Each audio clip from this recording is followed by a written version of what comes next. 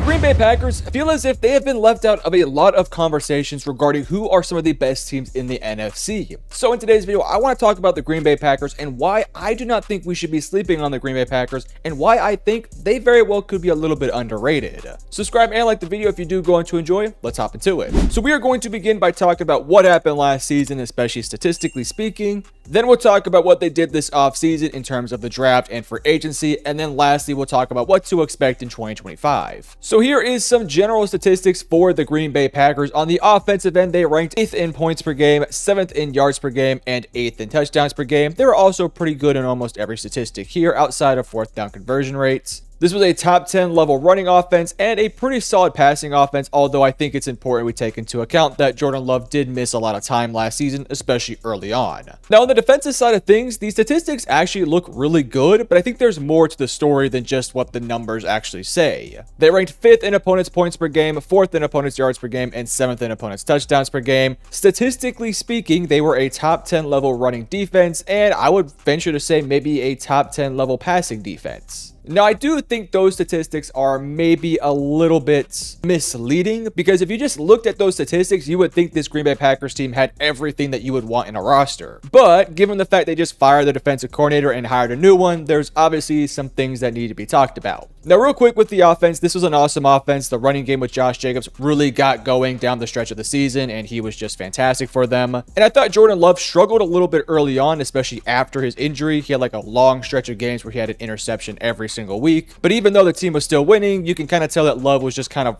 finding his rhythm back. And as the end of the season started to approach, I felt like Jordan Love started to get some things going in the right direction. Now, back to the defense, I do think this defense is talented. And I thought this defense took some steps forward in some ways last year, but also took a couple steps back. Bringing in Xavier McKinney last year really helped out this secondary in just terms of creating some turnovers and, flipping the field, so on and so forth. But at the same time, the pass rushing unit wasn't necessarily bad because you had a collective of guys that could get to the quarterback, but it was really missing that top tier pass rusher because Rashawn Gary just wasn't quite as good as what we expected him to be, and then Lucas Van Ness just hasn't quite developed. So even though statistically speaking things look nice, I do think it's also important to mention that they were a little bit up and down. I don't want to beat a dead horse here. We'll get to the next topic here in a second, but you can kind of look at some of these numbers here where they gave up 34 to the Philadelphia Eagles, and they give up 10, 14 to some bad teams, but then they gave up 31 to Minnesota, 24 to Detroit, 27 to Jacksonville. And again, they're having some good games here, like this 34-0 game against New Orleans and this 38-10 win over San Francisco. So it was just a very up and down team, especially on the defensive side of things. But when you are an up and down team, there's clearly the potential to be something good. So I think there's a lot to look forward to this upcoming season. With that said, let's go ahead and look at what they've done this offseason because it's been quite the eventful offseason. Let's start off with free agency. And yes, this small little chunk right here is all they have done, but I still think there was some productivity done here. You signed Aaron Banks to a monstrous deal. This deal is ridiculous, but I think the player's pretty good, so I understand. They also brought in potentially your nickel corner and Nate Hobbs on a 4-year, $48 million deal. McCole Hardman, a linebacker. You re-signed your kicker and re-signed Isaiah McDuffie. In terms of the value here, I think both the Nate Hobbs contract and the Aaron Banks contracts were a little bit of some overpays. However, I can kind of understand them. I understand the Nate Hobbs one a lot more than the Aaron Banks one, but I can at least kind of see where they're going with. We'll talk about this offensive line here in a bit more depth in a moment, but the whole Aaron Banks contract to me was always very bizarre because they already had a pretty solid offensive line, and then last year you took Jordan Morgan in the first round, so it kind of felt like he was destined to be that future guard, but then you bring in Aaron Banks and it just kind of puts a wrench into all this as to how this offensive line is going to look.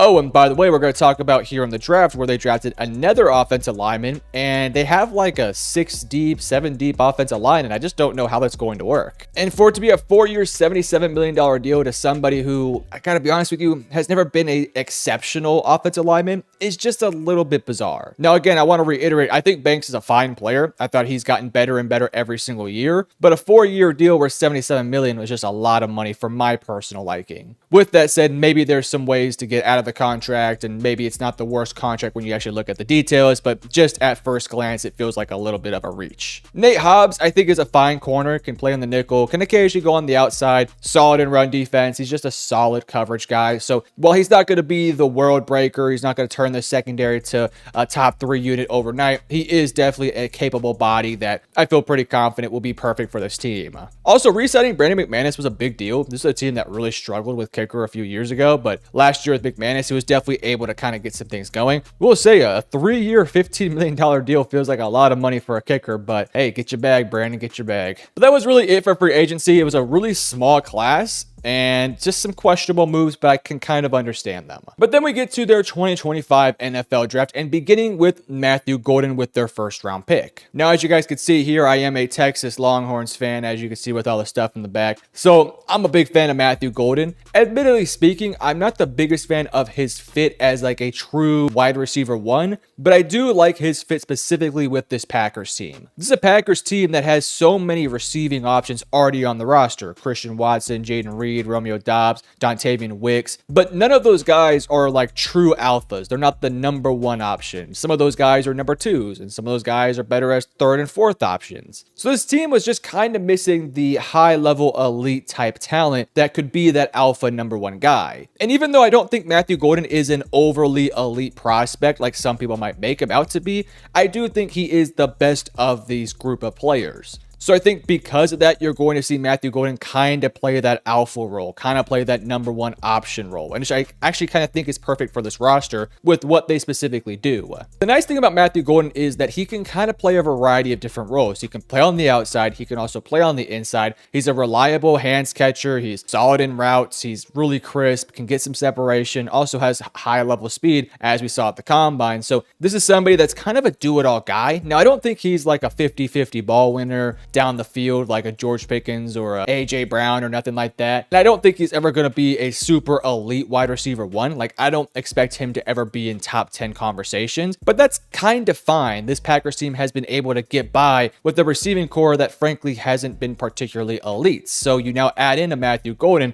and I think it does give this team an actual consistent option for Jordan Love to go to. I think Matthew Golden can play on the outside and kind of just do a lot of things in the intermediate and in the underneath, with Jaden Reed kind of doing a lot in the slot. Christian Watson can be a bit more of a burner, and then of course Romeo Doubs 50-50 ball winner, and then you just kind of throw Wicks in there wherever you need him. It was shocking they drafted a receiver in round 1, but I thought it was great timing as this team really needed a number 1 option. And I think if Love and Golden can really grow that connection, I can see Golden being a very productive player next year. But I teased it a little bit earlier. In round 2, they took Anthony Belton. Now again, I will talk about this offensive line in more detail and more specifics with all the players they have on this team, but I gotta admit, it was a little bit of a weird pick for them to take Anthony Belton here. Not necessarily because I don't like the player. I had like a round 3, round 4 grade on him. So for him to go round 2, it wasn't the biggest reach of all time. But I look at this team and you already have Zach Tom, who I think is an awesome tackle, so you're probably not going to start over him.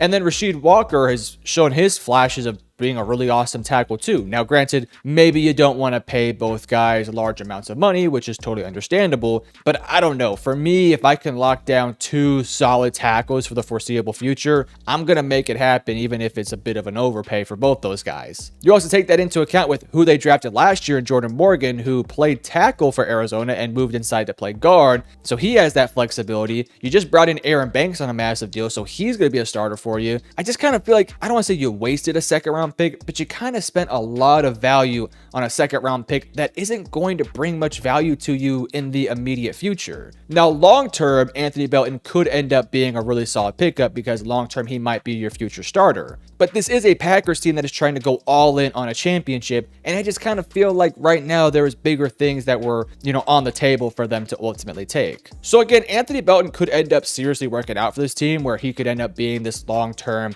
play at tackle. I don't know. I thought there was better players on the board in bigger positions of need. And frankly, I have a lot of questions with Belton's game. Again, I had a 3rd round grade on him. For him to go round 2 was a little bit early, but we'll have to wait and see. I do think that there is the potential for this one to be an awesome pick, but for now, I'll kind of put a question mark next to it. Next up in round 3, the Green Bay Packers doubled down with Savion Williams, the receiver from TCU. Now, this is an interesting pick. If you guys have been following TCU for quite some time, you guys will of course remember Quentin Johnston a few years ago, who in some ways is kind of similar to Savion Williams, where they're big body receivers, but they're very raw. And I'm not going to say that they play similar to one another because they have differences between their games, but just kind of comparing what the outlook of them coming into the draft was, kind of similar guys. They're long, lengthy, have great size, but they're very raw players that have a limited route tree. Their hands are a little bit questionable. They're not 50-50 ball winners, and they're more gadget guys, at least early on, but they need developments. And that's kind of what Savion is. Now, I don't really hate the talent in round 3 because this dude, if he develops, can be an awesome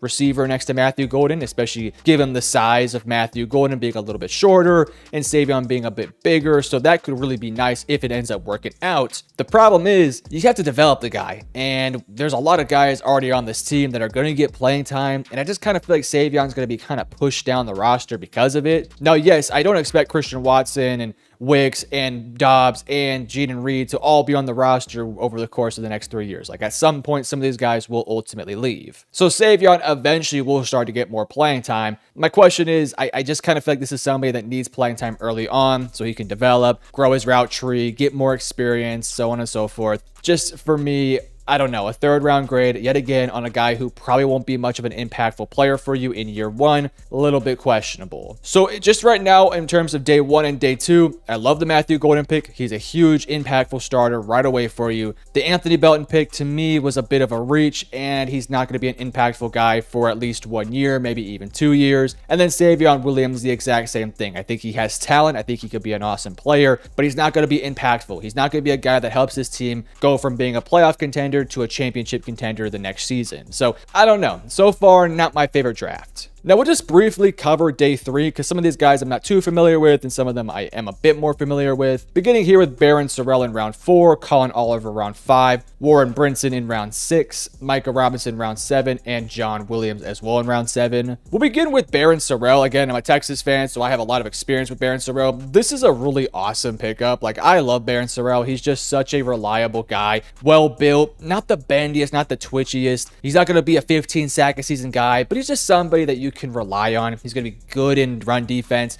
He'll get you a few sacks here and there. He's going to be a solid rotational player for this team for the foreseeable future, and just in general, a high character guy. He'll be a leader on this defense. So really nice pickup. He was a productive player for a major D1 university in Texas, so you really can't go wrong there. Then there's the Colin Oliver pick. He missed a lot of time in 2024 with a foot injury, which was disappointing, but I don't know. Round 5 felt a little bit rich for me. He's a speedster. He can play off the edge, can do a lot of different things. He's gotten a lot of tackles for losses. He can play, I guess, in linebacker as well, more like an outside linebacker role. So we'll have to wait and see what his fit with this roster is. Right now, he'll probably be more of a special teams guy that we'll have to wait and see if he can end up kind of developing to be something a little bit more. And then the rest of the guys, I'll be honest with you, not too familiar with. So in general, my thought process on this draft was I felt like there was some good picks, but I felt like there's a lot of, value that's going to be stored in storage for multiple years when this was a team that I felt like needed an impactful draft right away. I am a Cowboys fan, so I'll just briefly compare the Cowboys draft here quick to the Packers.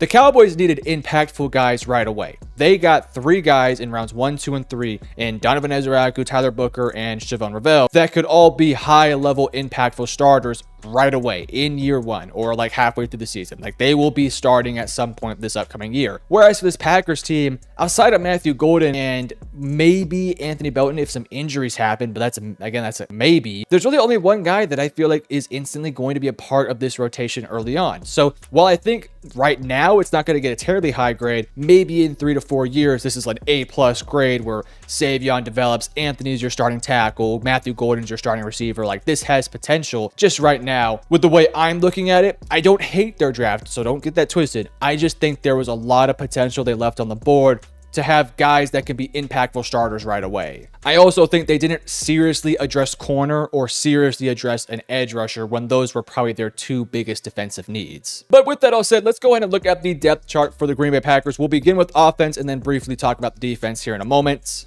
On the offensive end, a very similar roster to last year, but you of course have Matthew Golden, and Aaron Banks will also be starting for you. Jordan Love is in a big year, man. He's getting into his third year as a starting quarterback, and I thought last year was a lot of ups and downs. Dealing with that injury early on kind of set him back very early. He came back from the injury. Man, he didn't look great for a few weeks there. Had some good moments, don't get me wrong, but a long stretch of interceptions. And I did feel like as the season went on, he got better and better. And I think as we head into 2025, this is probably the best roster he's had around him. Like, they've had talented teams, but now they have a go-to guy in Golden. Your offensive line is pretty set. You have Josh Jacobs. You're fully healthy. I expect this to be the year where Jordan Love actually ends up looking like a true top 10 level quarterback. And if you can get some consistency from Love and have like consistent top 10 level play from him, this offense could be legitimately awesome next year. Because you do have a great offensive line. I know I've talked about, oh, why'd you double dip in Anthony Belton? Why'd you pick up Aaron Banks? But, you know, it's a good offensive line, so it's hard to really complain about it. It's one of the reasons why I say, like, oh, they paid a little bit too much, but I can understand it because, like, it's the offensive line. You have to fix those positions. But this offensive line is good. It's really solid. I think there's some fun tight end guys here, too. The receiving core actually has some level of hierarchy now, which is definitely needed and nice. So I think this is a great offense, and I expect it to be a top 10, maybe top 5 level offense on some weeks, and it'll be competitive with almost every single unit out there. Of course, you have LaFleur at the head coach position. I think he's an awesome offensive mind, so a lot to look forward to with this offense and this Green Bay Packers team in general. Defensively speaking, I still have some question marks, so let's talk about it. Now, defensively speaking, it's essentially the exact same team as last year, plus Nate Hobbs, and we'll have to just kind of put a question mark next to Jair Alexander if he stays or not, but it seems like he will. This is a very interesting unit. Now, we'll talk about the front seven first before we talk about the secondary, because the secondary is a little bit questionable and it is so dependent on one player, which we'll talk about here in a moment. That front seven, though, you got to get Rashawn Gary to step it back up, and you got to get Lucas Van Ness to be a productive second option next to Rashawn Gary. Right now, this defensive line, it's a little bit older with Kenny Clark getting a bit older. I shouldn't say it's a bit older. Kenny Clark's getting a bit older. Devontae Wyatt's now in, I think, his 4th year, and he hasn't really panned out to the highest level yet. Like, I guess he can get you a few sacks a season, but he's not been the run stuffer they've needed. And Kenny Clark, as good as he was back in like 2018, he's just not the same guy as he used to be. He's almost 30 years old, so we got to cut him some slack. Lucas Van Ness has to step up this year. Rashawn Gary has to play like Rashawn Gary. Now, the good thing about this front seven is their linebacking core is pretty darn good. Quay Walker, as crazy as he can be sometimes, he can make some nasty plays in the backfield. A freak athlete that can do a lot of things. I think he's okay in coverage, and, you know, he can get some tackles for loss. You just need him to kind of just be a bit more consistent. Edgerrin Cooper had a great rookie season last year. He can get to the quarterback. Actually, surprisingly solid in coverage last year. So looks like they have a dude in the middle linebacker role. And Isaiah McDuffie, they brought back just a really solid player. Not to mention, you also brought in Isaiah Simmons, so we'll wait and see on that one. So in total, this front seven has a lot on the line this year. I still feel like, man, if they could have spent a 2nd round pick on, I don't know, a JT Tuimoloau or one of those top interior defensive linemen in round 2, would have really helped this unit out. But they didn't, so we'll have to wait and see. I think it's the same unit as last year with a new defensive coordinator. We'll see if the defensive coordinator can get the job done. Now, in terms of the secondary, it's interesting. Jair Alexander has to stay healthy. He is the one thing that kind of keeps this defensive secondary unit together. When Jair is healthy, he's a great cornerback 1, but when he's not on the field, the secondary kind of just ends up not being that great. And that's, of course, to be expected. When you lose your cornerback 1, all of a sudden you're putting Carrington Valentine in as your 1 or your 2, and you have Keyshawn Nixon there, and you know you're moving all these pieces around, and those guys shouldn't be put in those positions because Jair should be there. So Jair can just stay healthy. I think the secondary is fine because you do have Jair Alexander. Keyshawn Nixon has been, I guess, serviceable. Nate Hobbs. You also have Javon Bullard, who can play on the nickel too a little bit. He didn't really play that great last year, but he had some moments. And of course, Carrington Valentine, low-key via PFF, actually had a good year, but I always felt like he was best served as like a 3rd or 2nd option. So we'll have to wait and see there. Your safeties are great. Xavier McKinney is just, I mean, he's a superstar. He's one of my favorite players to watch on film. His tape is awesome. His ability to just create turnovers is such a necessary thing for this defense. And they're going to need that next year. Like, he's going to have to get, 4+ interceptions next year and flip the script of certain games because he is just an absolute weapon that can flip games on their head just instantly with one play. And then Evan Williams, his rookie year, had a lot of ups and downs, but I thought early on he played pretty good. And as the season went on, dealt with some things here and there, but I'm excited to see what he can do. He's a very talented player. He plays great next to Xavier McKinney. So I like the safety core quite a bit. So offensively speaking, this was maybe I don't want to say it was a top 10 unit. Statistically speaking, they were close to top 10, if not already top 10, but I don't really think it was a top 10 unit last year. Maybe this year they can be considered a bit more of a top 10 unit with a new defensive coordinator. Might I mention the defensive coordinator hire was a little bit weird. He was a Boston College head coach, and Boston College was not very good, but I guess he has a connection with LaFleur. He has a connection with the Packers, so hopefully it works out. I'm sure that we'll have to wait and see on that one. So in general, what should we expect in 2025? Well, the good news for the Packers is the NFC North is maybe a little bit more open than what it was last year, because the Lions, literally one day ago, just lost their starting center and Frank Ragnow, who's an absolute dog, and they lose both their OC and their DC, so they're maybe a little bit more vulnerable. And then of course the Bears, we'll just kind of have to wait and see what Ben Johnson looks like. The Vikings have a new quarterback, and we've heard a lot of various reports there.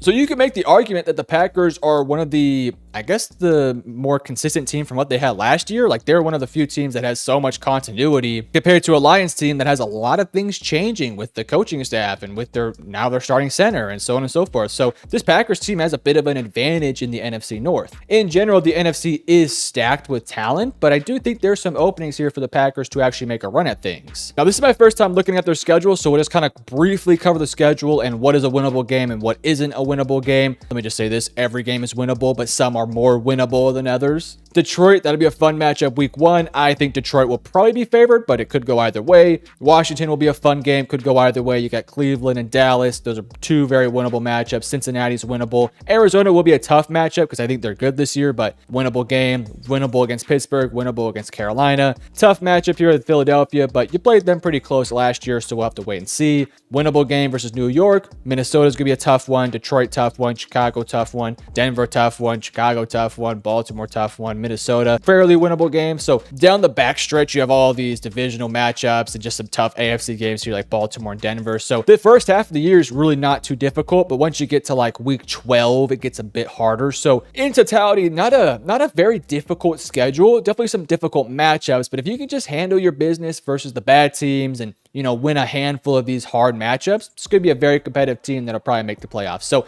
I think the Packers will for sure make the playoffs. And once they get into the playoffs, I think they'll have a shot against any team. I don't necessarily think they'll be favored against a team like the Lions if they make it, or the Eagles, or probably not even the Commanders. But if this Packers team does go in with some momentum, they can kind of pull off some upsets. And I wouldn't be shocked if they make it to an NFC Championship game if things go their way. But you guys let me know in the comment section below, how many wins will the Packers get? And if you enjoyed, hit the like and subscribe button.